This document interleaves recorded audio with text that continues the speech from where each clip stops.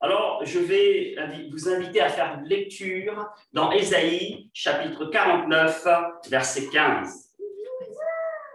Ésaïe, donc le prophète Ésaïe, remarquable, chapitre 49, verset 15. Que lisons-nous?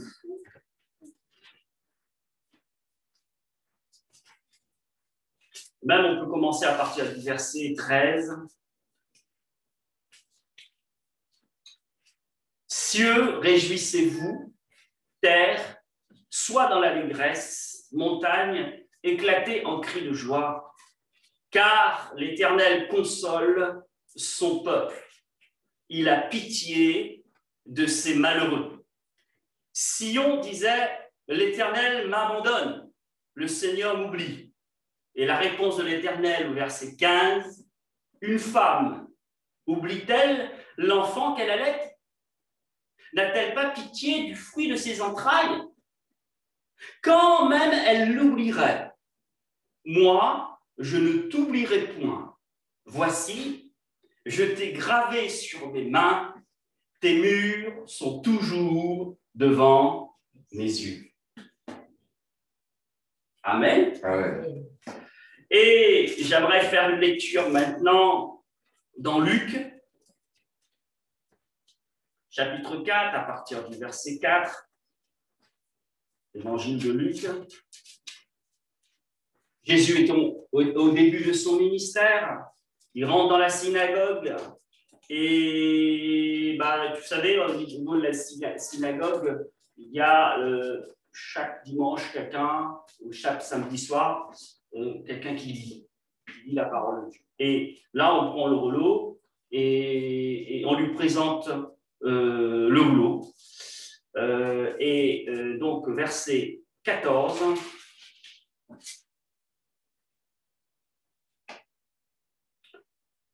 Jésus, revêtu de la puissance de l'Esprit, retourna en Galilée et sa renommée se répandit dans tout le pays d'alentour. Il enseignait dans les synagogues et il était glorifié par tous. Il se rendit à Nazareth où il avait été élevé. Et selon sa coutume, il entra dans la synagogue le jour du sabbat. Il se leva pour faire la lecture et on lui remit le livre du prophète Ésaïe. L'ayant déroulé, il trouva l'endroit où il était écrit. L'Esprit du Seigneur est sur moi, parce qu'il m'a oint pour annoncer une bonne nouvelle aux pauvres. Il m'a envoyé pour guérir ceux qui ont le cœur brisé, pour proclamer aux captifs la délivrance et aux aveugles le recouvrement de la vue, pour renvoyer libres les opprimés, pour publier une année de grâce du Seigneur.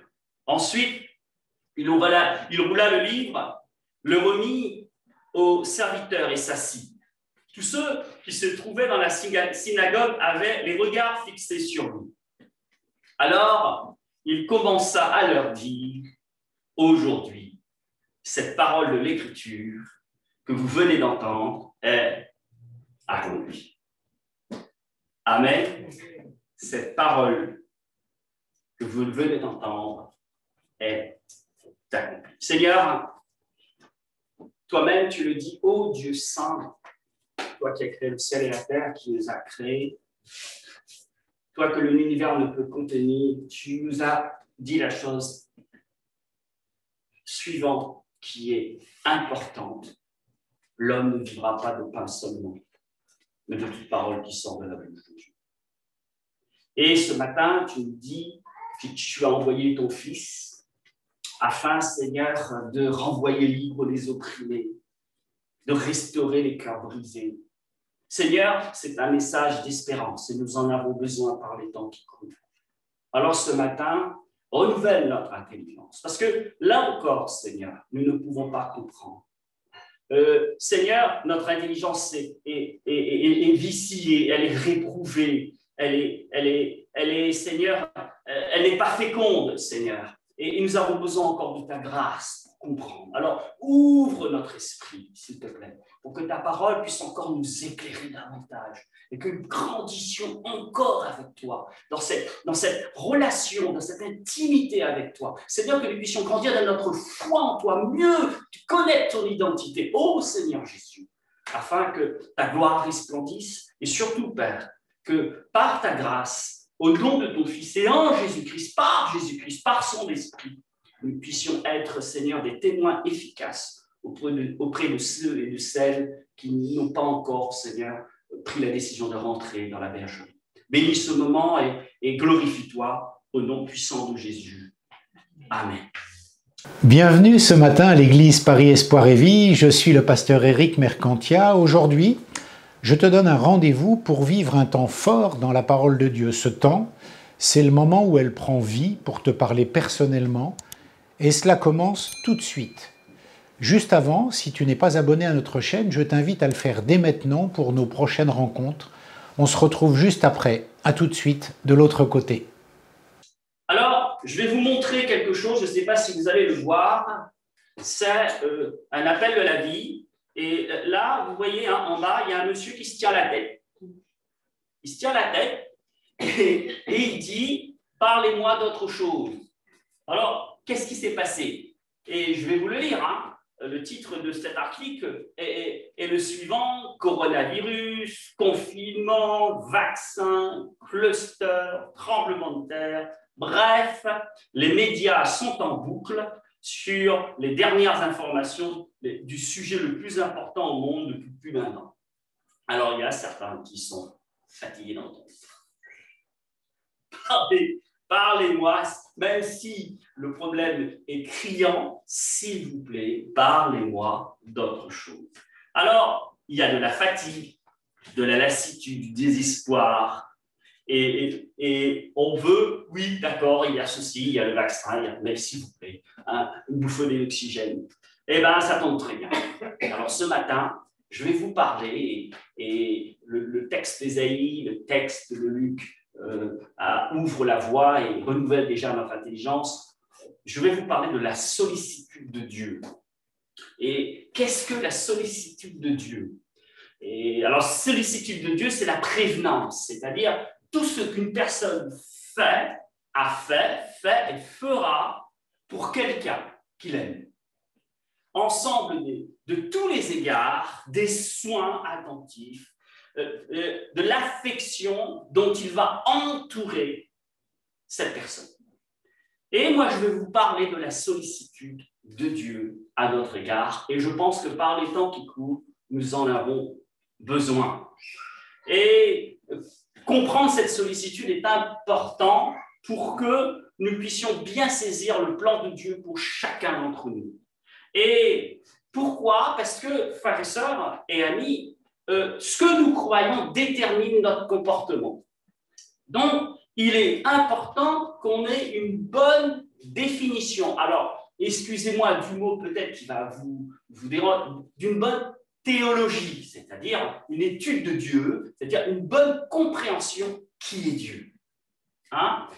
Alors, une des questions qu'on peut se poser, même nous qui avons 15, 20 ans d'expérience, quelle idée nous faisons-nous de Dieu? Quelle idée je me fais de Dieu au bout de... Alors, peut-être que la personne qui ne connaît pas Dieu et qui est touchée par sa grâce, qui démarre dans sa vie chrétienne, qui vient juste de naître de nouveau, elle a une certaine idée, mais c'est intéressant aussi au bout de 20 ans, 25 ans, 30 ans, 40, 50, peut-être au seuil même et le chant le montrait, hein, au seuil où Dieu nous rappelle, que faisons-nous? Quelle est l'idée que nous faisons de Dieu?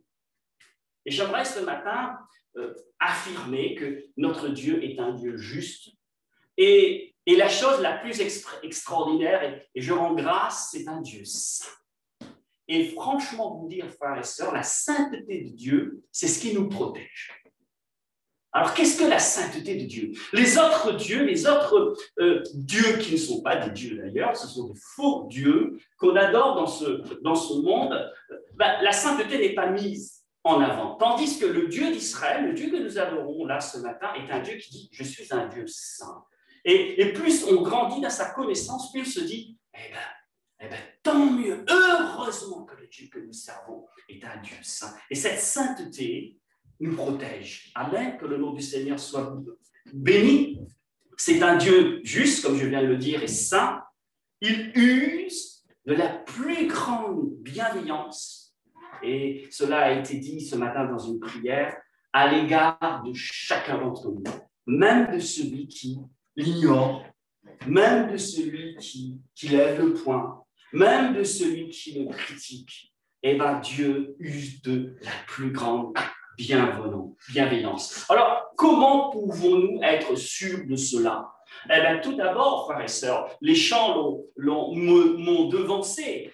Il a envoyé son Fils unique. Et je l'ai dit ce matin en introduction, nous croyons en un Dieu unique qui se révèle en trois personnes, le Père, le Fils et le Saint-Esprit. Et les trois personnes travaillent ensemble dans l'unité et l'amour. Donc Dieu le Père a envoyé son Fils parce que nous étions dans le péché et sans effusion de sang, il n'y a pas de pardon. Christ, son Fils, le Fils a dit, qui enverrai-je pour rattraper la bêtise, parce que nous ne pouvons pas nous sauver par nous-mêmes, et cela a été rappelé lors de la Sainte Seine. Mais Christ a dit, me voici pour faire ta volonté.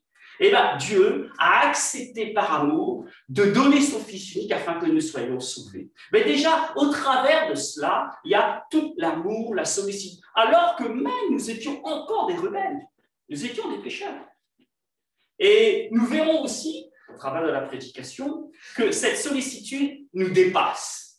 J'en crois pas mes oreilles, on va dire. C'est incroyable.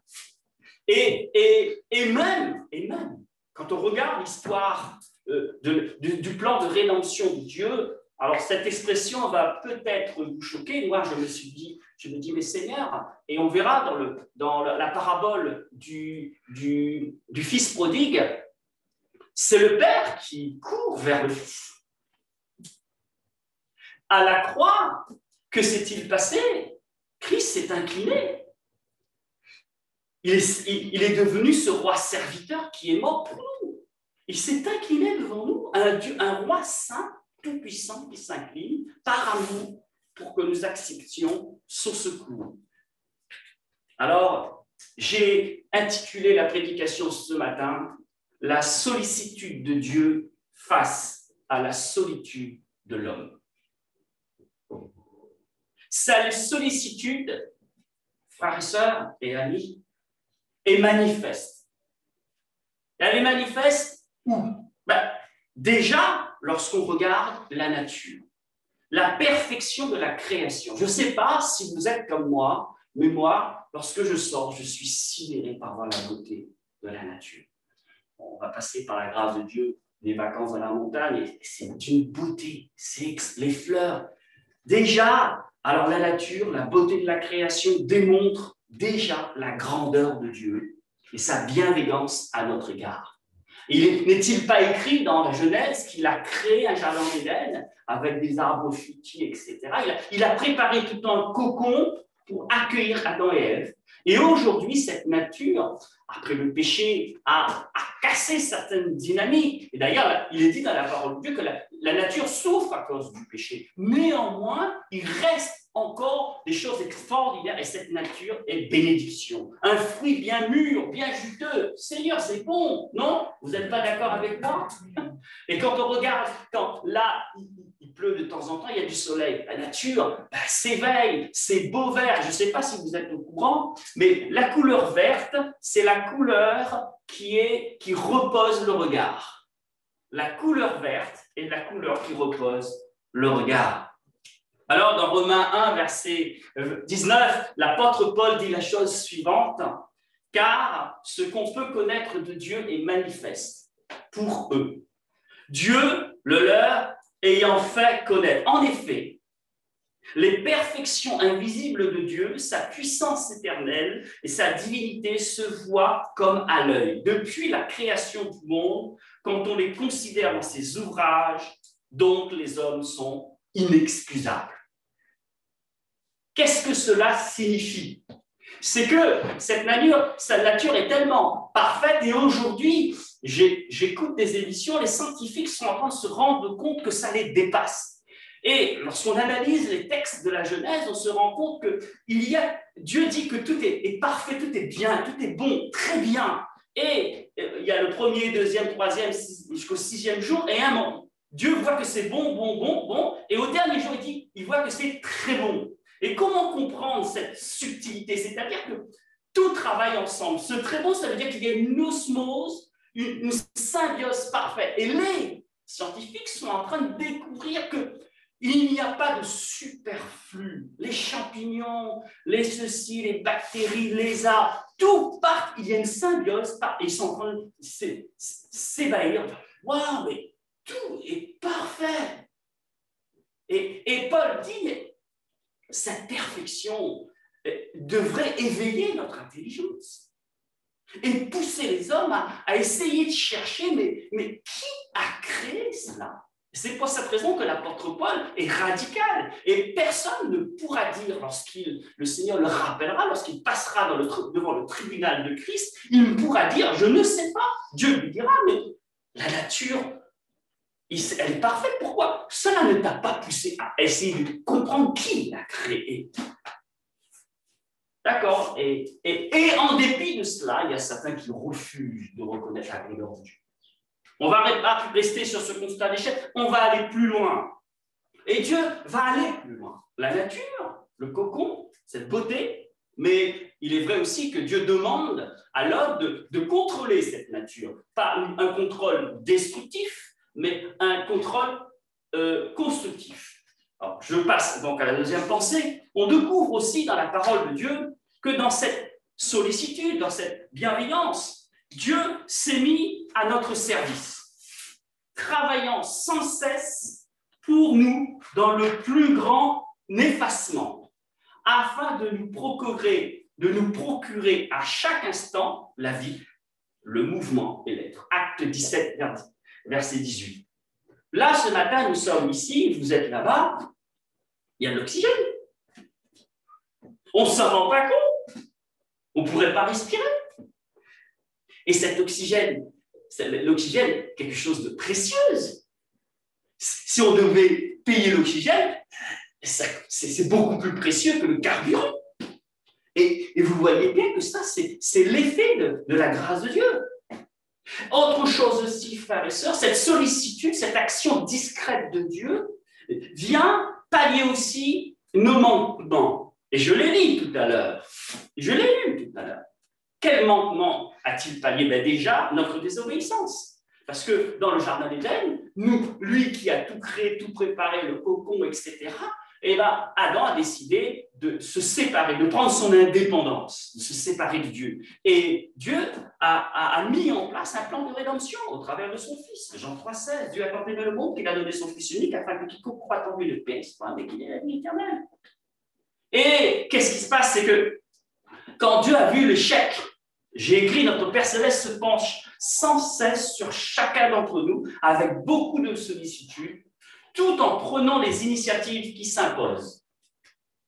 Il s'est penché vers l'homme et il s'est rendu compte que l'homme ne pouvait pas se sauver lui-même. Donc, il met en action ce qu'il faut pour que nous soyons bien.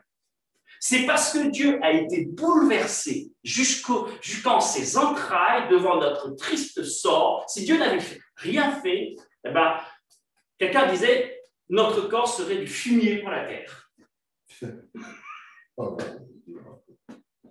Eh oui, c'est ça le triste sort de celui qui n'accepte pas Jésus-Christ comme son sauveur. Quand Dieu s'est rendu compte de notre triste sort, il a voulu nous sauver. Il est venu en aide à ses enfants. Et, frères et sœurs, comment est-il venu en aide? Oui, il y a la nature, il y a ses bénédictions, il y a toutes ces choses. On est en symbiose avec la nature. Il y a quelque chose d'encore plus extraordinaire, de merveilleux qui s'est passé il y a plus de 2000 ans. En Jésus-Christ, la sollicitude de Dieu se réalise pleinement. En effet, Christ est l'image du Dieu invisible. Jean dira dans son prologue, c'est le Logos. Il parlera aussi de la lumière, de la vie. Et Christ est venu pour nous sauver, certes, mais aussi pour nous parler et manifester l'amour de Dieu. nous manifester l'amour de Dieu. Alors, au commencement était la parole, et la parole était avec Dieu, ça se trouve dans le prologue de Jean, et la parole était Dieu. Elle était au commencement avec Dieu. Toutes choses ont été faites par elle, et rien de ce qui a été fait n'a été fait sans elle. En elle était la vie, et la vie était la lumière des hommes, et la lumière, lui, dans les ténèbres. Mais il y a la suite, et les ténèbres ne l'ont point reçue. C'est en effet en Jésus que cette sollicitude, cette bienveillance se manifeste pleinement et entièrement pour celui ou celle qui l'accepte. Christ est le médiateur de toute connaissance de Dieu et de toute réalité créée. Alors, ce sont des phrases un peu compliquées, mais je le répète, mais quelque part, quand on s'y arrête, on comprend tout de suite, donc je le lis. C'est en effet en Jésus-Christ que cette sollicitude, cette bénédiction, cette bienveillance se manifeste pleinement et entièrement pour celui ou celle qui l'accepte. Christ, Jésus-Christ, est le médiateur de toute connaissance de Dieu. C'est lui qui nous permet de connaître Dieu et de toute réalité créée, parce que ça a été créé par lui et pour lui. Et nous le croyons, nous qui sommes enfants de Dieu. C'est en Jésus que Dieu réalise cette promesse, comme notre Seigneur Jésus lui-même l'a annoncé dans son discours programmé et donné à la synagogue de Nazareth au début de son ministère, et nous l'avons lu. Nous l'avons lu. Frères et sœurs, il m'a envoyé pour guérir ceux qui ont le cœur brisé, pour publier aux captifs la liberté, aux aveugles la vue, pour renvoyer libres les opprimés, pour publier l'année favorable du Seigneur. Et ayant replié le livre, ayant rendu au serviteur, il s'assit, et les yeux de tous dans la synagogue étant fixés sur lui, qui commença à leur dire, aujourd'hui est accomplie cette parole de Dieu, et vous l'entendez. Et cette vérité est toujours d'actualité, le 25 juillet 2021. Amen. Que le nom du Seigneur soit béni. Aussi Christ, en tant que Fils de Dieu, est celui qui nous révèle la tendresse, la miséricorde, la fidélité inébranlable de Dieu. Et il nous dispense aussi le secours de Dieu. Et j'aimerais attirer votre attention sur le fait qu'entre l'intention et l'action du Père et du Fils, il n'y a aucune dissonance, aucun hiatus, aucune fausse note, si vous voulez. Cette bénédiction, cette intention bénie, cette bienveillance, cette sollicitude, elle procède de leur parfaite communion d'amour dans l'esprit et de leur communion d'amour pour les hommes.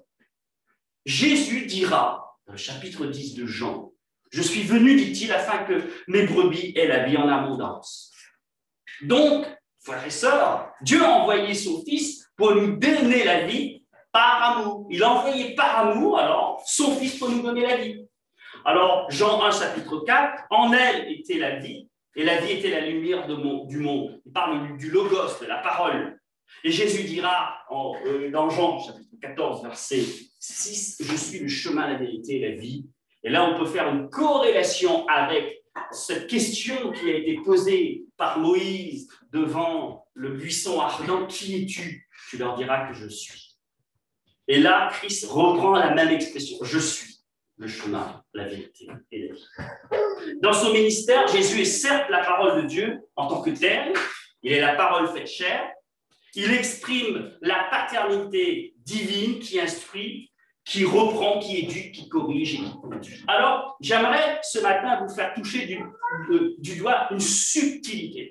Alors, à un moment, il y a des pharisiens qui sont venus vers Jésus en disant « Il y a une femme qui a eu 7 maris. Au fait, à la résurrection, de qui elle sera la femme ?» Jésus dit « Vous n'avez rien compris au film.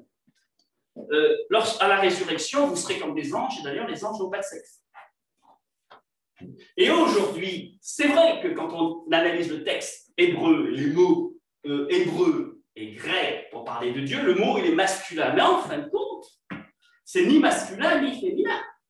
Pourquoi je vous fais cette introduction?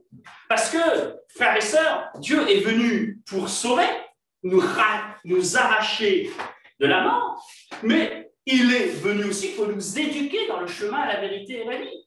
Donc, il fait office de père, parce que le père protège, mais il fait aussi office de ce qu'une maman fait. C'est qu'une maman éduque son enfant. Une maman prend soin. Et là, on se rend compte que Dieu, il prend soin de nous. Et c'est un équilibre.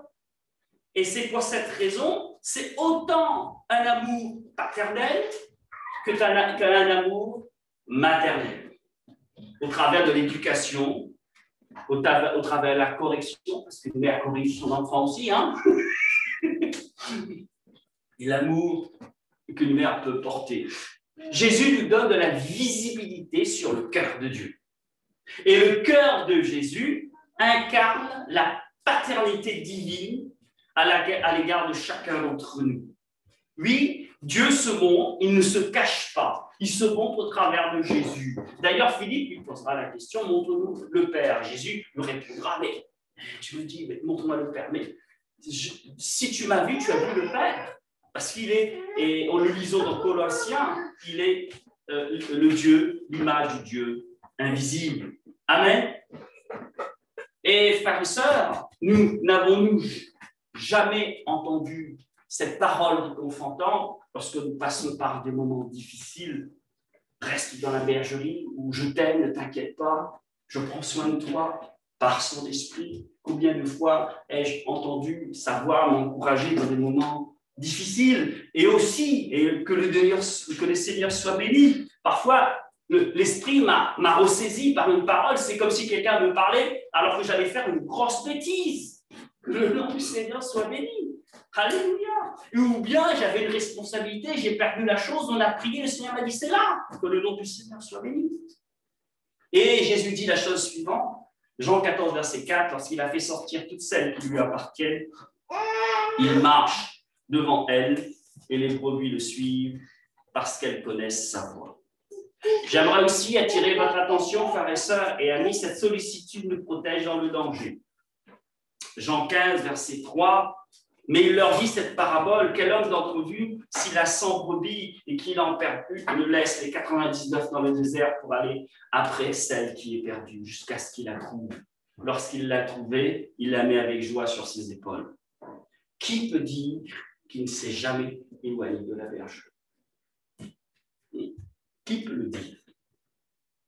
Et 1 Pierre, chapitre 2, verset 25, dit, mais maintenant vous êtes retournés vers le pasteur, le gardien de vos âmes. Frères et sœurs et amis, combien cette sollicitude est importante à notre égard.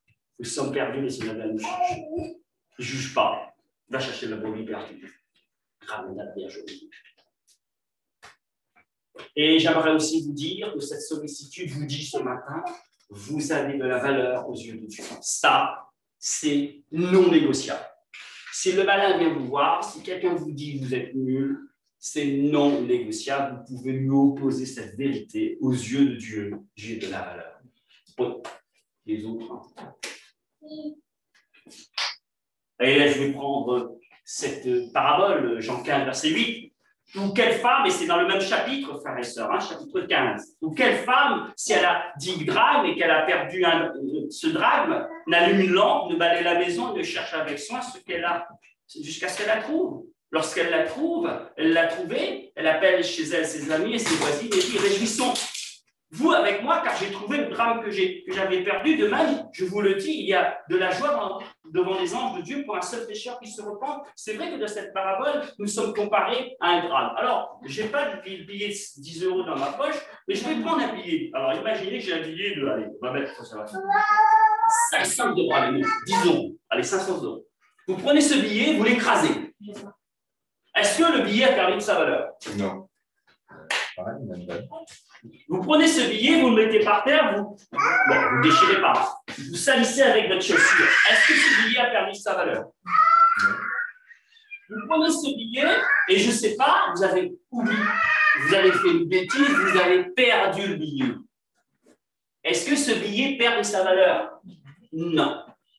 Donc, aux yeux de Dieu, même si vous êtes froissé, même si c'est un peu sale, même si c'est souillé, même si vous avez de la valeur, c'est pour cette raison qu'il a envoyé son Fils unique à la croix. Ah, j'aimerais maintenant, frères et sœurs, vous parler de la parabole du fils prodigue. Écoutez bien, cette sollicitude, cette bienveillance est respectueuse de notre liberté. Regardons la parabole du fils prodigue. Il dit encore, et ces trois paraboles se suivent, hein? La brebis perdue, le drachme et le fils prodigue, c'est dans le même chapitre. Donc, pour bien comprendre la subtilité de l'enseignement de Jésus, il faut prendre les trois paraboles en même temps. C'est ce que je fais ce matin. Dans Jean 15, verset 11, il dit encore, la femme avait deux fils. Le plus jeune dit à son père, mon père, donne-moi la part de la fortune qui doit me revenir. Et le père leur partage son bien. Et peu de jours après, le jeune fils rassembla tout ce qu'il avait et partit pour un pays lointain. Et il dissipa sa fortune en vivant dans la débauche. Lorsqu'il eut tout dépensé, une grande famine survint et il commençait à manquer de tout. En rentrant en lui-même, c'est-à-dire une analyse introspective, il se dit « Combien d'employés chez mon père ont du pain en abondance et moi ici, je péris à cause de la famine. Je me lèverai, j'irai vers mon père, je lui dirai « Père, j'ai péché contre le ciel et envers toi. Je ne suis pas digne d'être appelé ton fils. Traite-moi comme l'un de tes employés. » Il se leva et alla vers son père. Comme il était encore loin, son père le vit et fut touché de compassion. Il courut se jeter à son cou et l'embrassa. Et ben voilà. Ça, Christ prend cette parabole pour montrer l'amour de Dieu à notre égard. Il respecte notre liberté. Nous ne voulons pas de son amour. Mais il attend, comme le Père, il attend, par amour, il ne juge point. Il est même écrit dans la parole de Dieu, il n'éteint pas le lumignon qui fume, il ne brise pas, hein, il ne casse pas le roseau brisé. Il ne casse pas. Bref, il ne pointe pas du doigt. C'est une année de grâce. Et ce fils prodigue, il avait tout à la maison, mais à un moment, il avait envie de partir. Ben, nous ressemblons aussi à ce fils prodigue. Hein. Lorsque nous n'acceptons pas la grâce de Dieu, lorsque nous refusons d'entendre l'Évangile, lorsque nous refusons d'écouter sa miséricorde, son appel. Et d'ailleurs, dans l'Épître aux Hébreux, il dit, si vous entendez sa voix, n'endurcissez pas vos cœurs. Combien de personnes ont entendu l'Évangile et n'acceptent pas? La parole touche leur cœur, mais ils refusent. Mes frères et sœurs, nous sommes au temps de la grâce. Et c'est vrai, quand nous avons lu Luc, Luc cite un texte d'Ésaïe, mais Luc, délibérément, il ne va pas plus loin, mais il est dit, c'est une année de grâce, mais un jour de jugement. Donc, nous sommes au temps de la grâce, mais il va y avoir un jugement.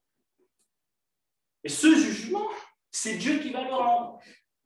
Donc aujourd'hui, Dieu fait tout pour que nous puissions rentrer à la maison.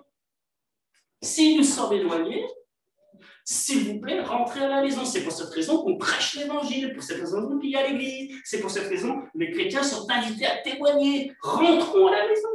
Et je crois que ce fils, c'était un juif. Il gardait des pourceaux, il n'y a pas pire, parce que je n'ai pas lu tout le texte.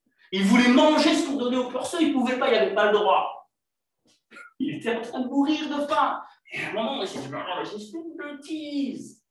Et là, il est revenu vers le Père. Est-ce que le Père l'a mis dehors? Non. Et si vous lisez, je vous l'invite à le faire, chapitre 15, vous verrez qu'il lui a changé sa robe, il lui a donné un anneau, ça parle de l'alliance en Jésus.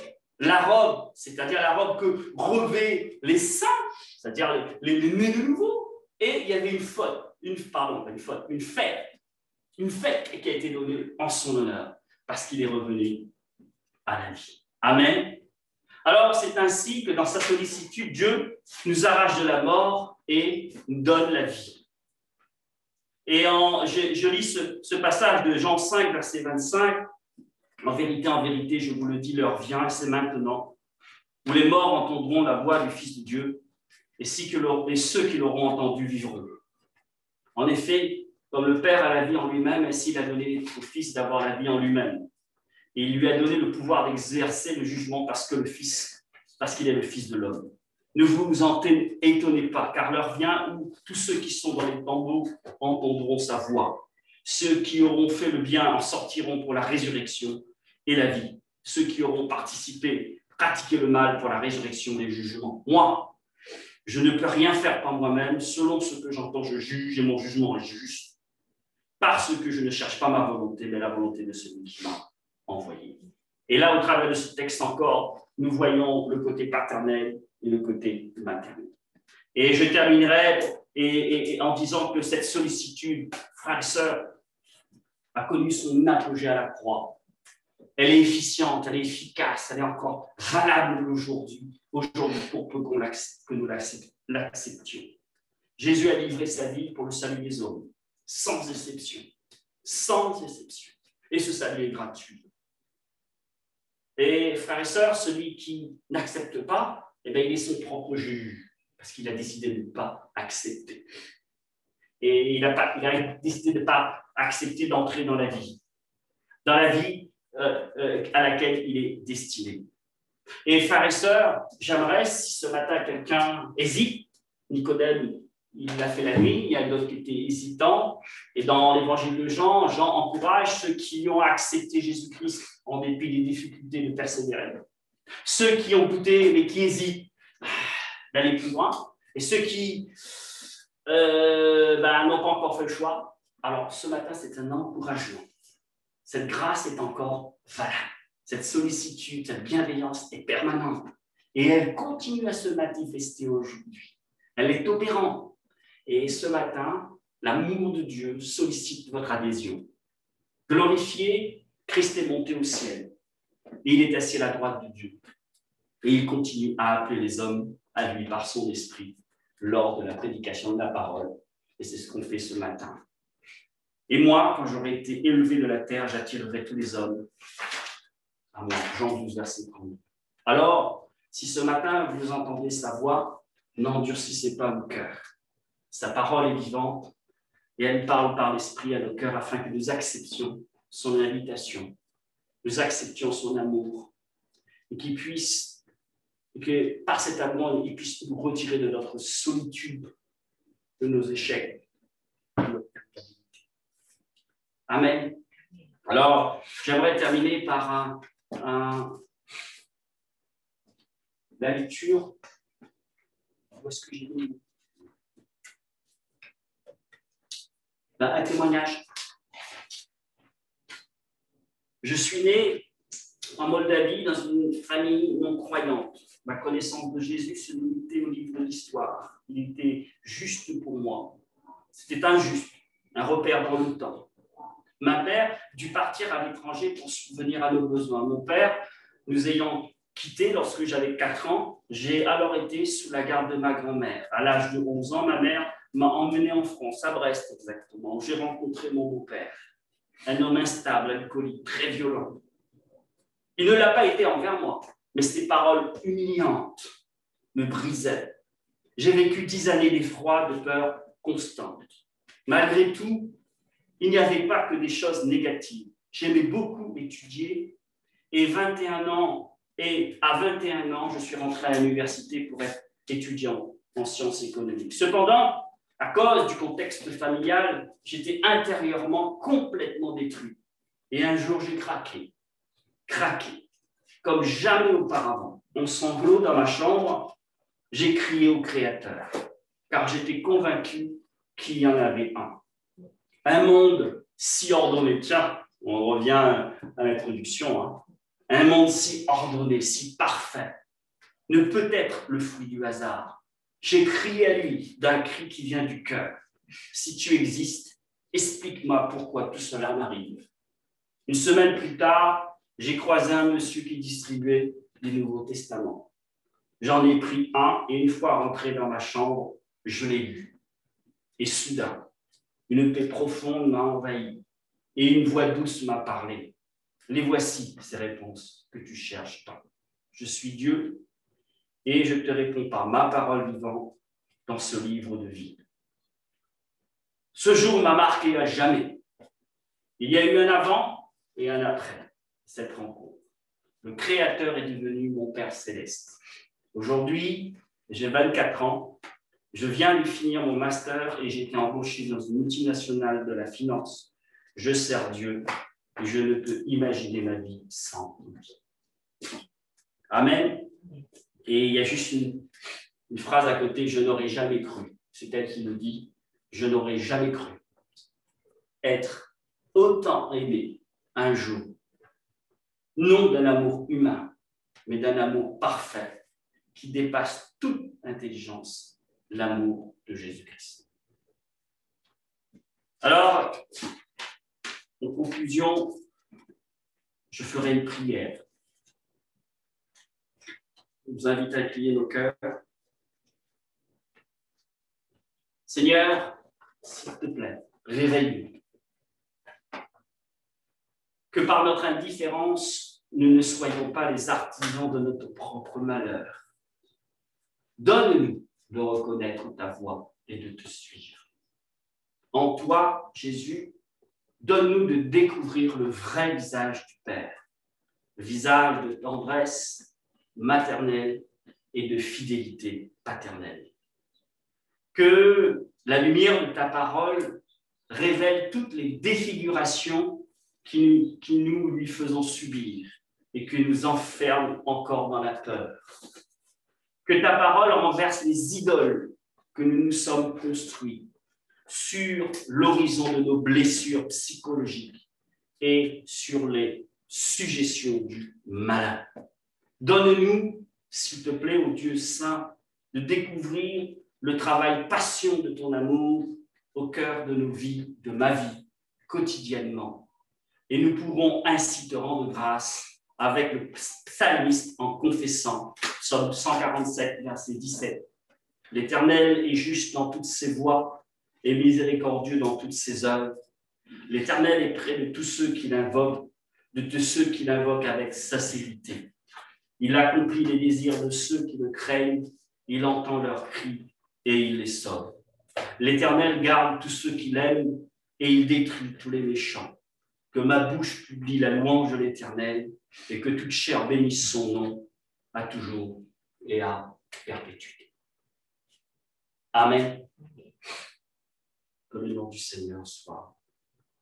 J'espère que ce message t'a fait du bien et t'a encouragé. S'il t'a inspiré, eh bien c'est simple. Tu vas juste en dessous, dans la description, où tu peux recevoir notre newsletters ainsi que t'inscrire à nos cultes et réunions de semaine. N'oublie pas non plus de t'abonner à la chaîne. Je te souhaite bon succès dans la suite de ton aventure.